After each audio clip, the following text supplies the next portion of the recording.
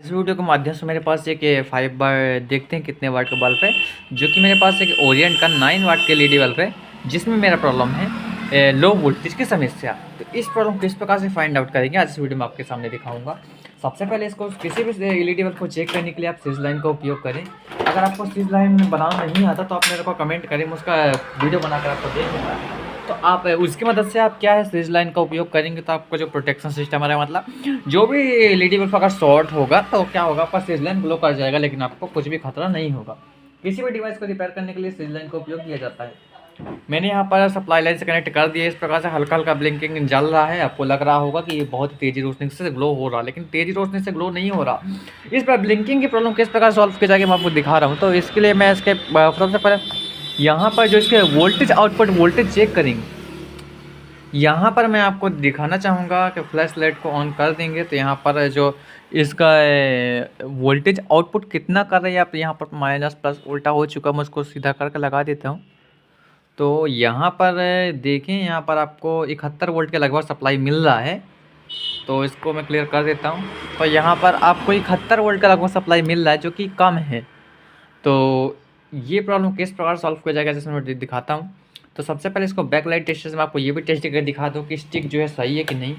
तो इसके लिए सप्लाई लाइन को हम कर देंगे डिस्कनेक्ट। अब हमको चाहिए होगा एक बैकलाइट टेस्टर। तो बैकलाइट टेस्टर हमने मंगाया है और इसके रिव्यू की वीडियो में नहीं बना पाया। तो अगर बैकलाइट टेस्टर से आप किसी भी एलईडी को या फिर बैकलाइट वगैरह बहुत ही आसान तरीके से चेक कर पाएंगे, और ये भी पता हो जाता है कि कौन सी एलईडी कितने वोल्ट पर ऑपरेट होती है और एलईडी हमारी ख़राब नहीं होती।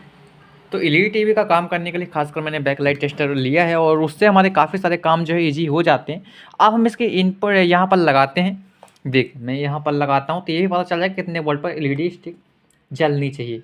तो यहाँ पर आपको 75 वोल्टेज यहाँ पर दिखा रहा है। तो इसका मतलब साफ साफ जाहिर है 75.74 वोल्ट सप्लाई ले रहा है। इसका मतलब साफ जाहिर है कि हमारा एलईडी स्टिक सही है। अब हमारे आउटपुट में कम वोल्टेज आ रहा है और धीरे धीरे करके हमारा बल्ब जो है ग्लो हो रहा है। तो इसका मतलब हमारा कहीं ना कहीं ड्राइवर में फॉल्ट है, और ड्राइवर का जो फॉल्ट है किस प्रकार से सॉर्ट आउट किया जाएगा जिसमें मैं दिखा रहा हूँ। फिर से एक बार वोल्टेज आउटपुट चेक कर लेंगे। उसके लिए 200 पर सेट करके रखें, और आउटपुट वोल्टेज चेक करने के बाद हम क्या करेंगे, इसका मैं आपको समाधान भी दिखा रहा हूँ किस प्रकार से आप घर पर ही इजी तरीके से कर पाएंगे।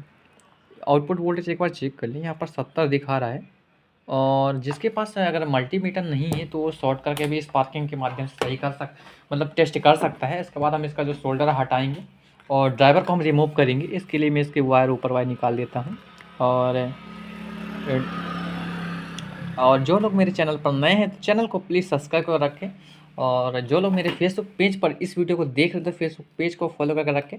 और जानकारी अगर आपको अच्छी लगे तो आप और लोगों को भी शेयर कर सकते हैं, जिससे कि उन लोगों को भी जानकारी मिल सके। अगर आपकी कोई प्रॉब्लम है, समस्या है, तो आप मेरे को कमेंट सेक्शन में कमेंट कीजिए, मैं इसका रिप्लाई देने की पूरी कोशिश करूँगा। तो इसका इस प्रकार से भी आप शोल्डर रिमूव कर सकते हैं।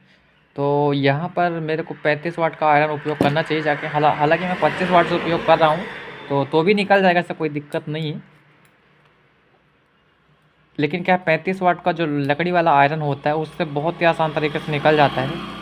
और एक तरीका ये भी है इसका शोल्डर हटाने का कि मैं इसको निकाल ही लेता हूँ। ड्राइवर सर्किट और एमसीपीसी वाला जो सर्किट है वो निकाल लिया है। इसको मैंने अलग कर दिया, मतलब अलग कर दिया है। जो यहाँ पर इनपुट के 2 पॉइंट है, तो यही वायर मैं यहाँ पर कनेक्ट कर दूँगा सिंपल तरीके से। और उसके बाद हम इसका आउटपुट वोल्टेज चेक करेंगे कि आउटपुट वोल्टेज कितना मिल रहा है फिर से। और उसके बाद जो इसका प्रॉब्लम है उसको सॉर्ट आउट करके मैं आपको दिखाऊंगा। ज़्यादातर कुछ देर चलने के बाद जो ब्लिंकिंग की समस्या है और लो वोल्टेज की समस्या है, 1-2 जगह से आती है। बाकी ज़्यादा कुछ आपको छेड़खानी करने की जरूरत नहीं है।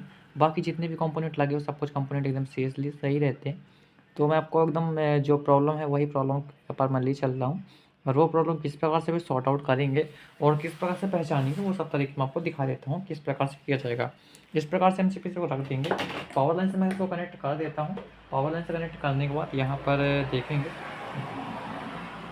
पावर लाइन से मैंने कनेक्ट किया है तो थोड़ी देर बाद ये रोशनी आया है। और इसके बाद आउटपुट वोल्टेज मैं आपको चेक करवा दूंगा, आउटपुट वोल्टेज मेरा कितना बन रहा है।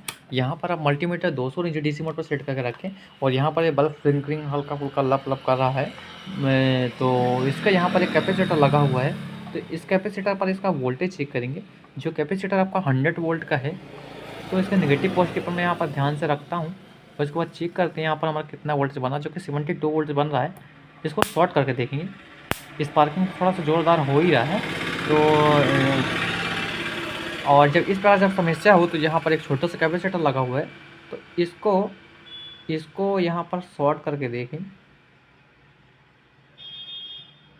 तो इसको मैं क्या करूँगा, एक बार रिप्लेस ही करके देख लेता हूँ। ज़्यादातर जो हमारा प्रॉब्लम होता है इसी से होता है। इसको रिप्लेस करने के बाद हमारा उम्मीद है कि मेरी प्रॉब्लम जो है सॉल्व हो जाना चाहिए। तो इस कैपेसिटर जो वैल्यू मैं आपको दिखाता हूँ, 50 वोल्ट और 4.7 एम का कैपेसिटर है। नेगेटिव पॉजिटिव को ध्यान में रखते इसको चेंज कर देते हैं। तो यहाँ पर एक कैपेसिटर मैं निकाल लेता हूँ। इसका पॉजिटिव और नेगेटिव आपको ध्यान में रखना होगा, नहीं तो आपका जो LED है वो सही से कार्य नहीं करेगा।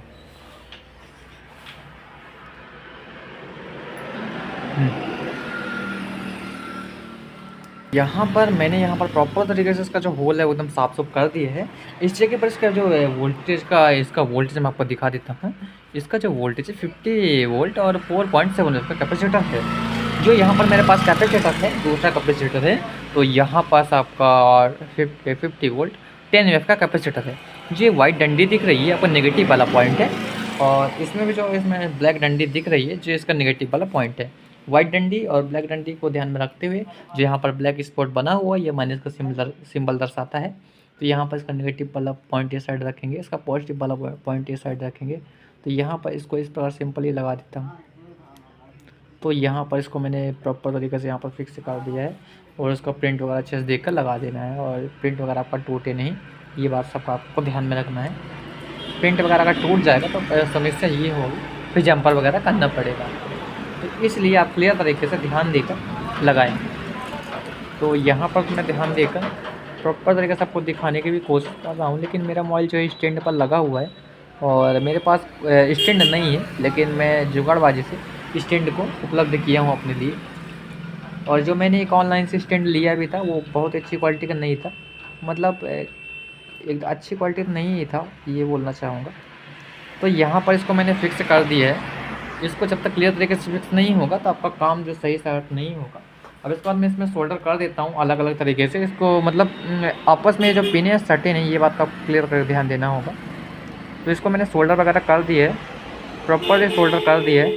अब इसके बाद हम इसको टेस्ट करके देखेंगे जो हमारा प्रॉब्लम है सॉल्व होता है कि नहीं। हालाँकि 99% केस पर यही जो प्रॉब्लम आता है, क्योंकि मैं बहुत शुरुआती दौर पर मैंने LED बल्ब का काम स्टार्टिंग किया था।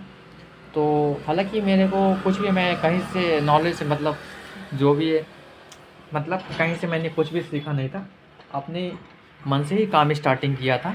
तो मतलब करते करते मेरे को इतना अभ्यास हो चुका है कि मेरे को अभी जो फॉल्ट है पता चल जाता है, क्योंकि मैंने एक एक दिन एक एक बल्ब के पीछे परेशान हुआ हूँ 6-6 घंटे, और बहुत समय दे देकर मैंने बल्ब को रिपेयर किया है। तो इसीलिए मेरे को ये बात आसानी से पता है। तो अभी देखिए मैंने चाय पी रहा हूँ,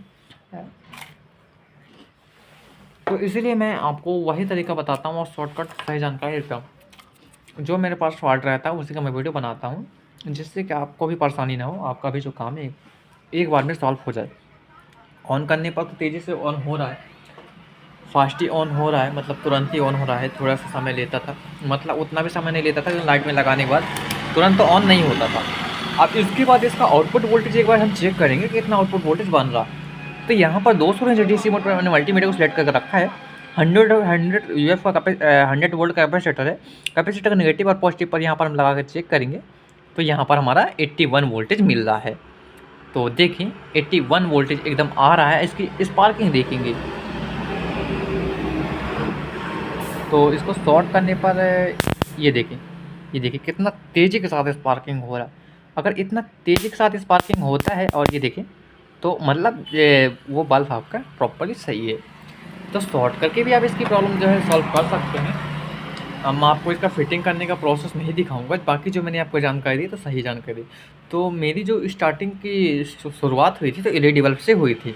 तो LED बल्ब के देखिए मैंने काफ़ी समय पहले ही इसको बनाया होगा जब शुरुआती दौर पर। तो ये देखिए जंपर तब के पड़े हुए हैं। तो अभी तक ये बल्ब सर्विस किया है, ऐसी कोई दिक्कत नहीं, मैंने अपने घर पर ही लगा कर रखा है। तो अभी लो वोल्टेज का प्रॉब्लम है, तो यहाँ पर कैपेसिटर मैंने बदल दिया है। 10 यूएफ का लगा दी, जो कि 4.7 50 वोल्ट और 4.7 था। मैंने 50 वोल्ट 10 यूएफ का कैपेसिटर लगा दी। तो यहाँ पर आप 63 वोल्ट 10 यूएफ का कैपेसिटर लगा देंगे, 4.1 2.1 कितनी ही वैल्यू को लगा दी, लेकिन अब 10 यूएफ तक का कैपेसिटर लगाए तो आपका प्रॉब्लम जो सॉल्व हो जाएगा। ये मेरा प्रैक्टिकल एक्सपीरियंस है, तभी मैं आपको बता रहा हूँ। तो आज का जो हमारा प्रॉब्लम है तो सॉल्व हो चुका है।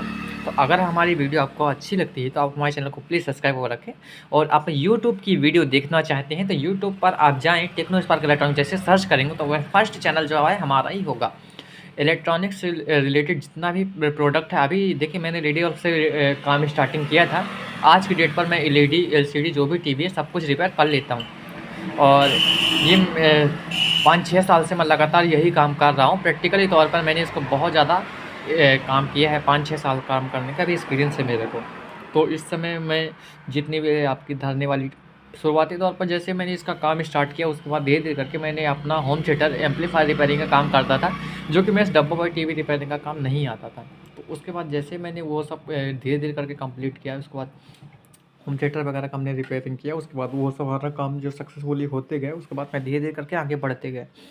और उसके बाद हमने होम थिएटर का भी काम किया, एम्पलीफायर का काम किया। उसके बाद अब हमने धरने वाली जो आपकी सीआरटी टीवी होती है, पोर्टेबल टीवी होती है, आपकी ये टीवी, ये भी मैंने कहीं से सीखा नहीं, लेकिन इसको भी मैंने रिपेयरिंग में किया और आज भी कर रहा हूँ, कोई भी दिक्कत नहीं है। और यहाँ तक कि मैंने एलसीडी का भी कहीं से काम सीखा नहीं, उसके बाद भी मैं एलसीडी का काम कर रहा हूँ। अगर आपको ज़्यादा जानकारी चाहिए तो आप यूट्यूब पर जाएँ और विजिट करें, उसके बाद देखें, आपको खुद ही पता चल जाएगा कि जो मेरा काम किस प्रकार से और कैसा है। मिलते हैं किसी नेक्स्ट वीडियो में। Thanks for watching.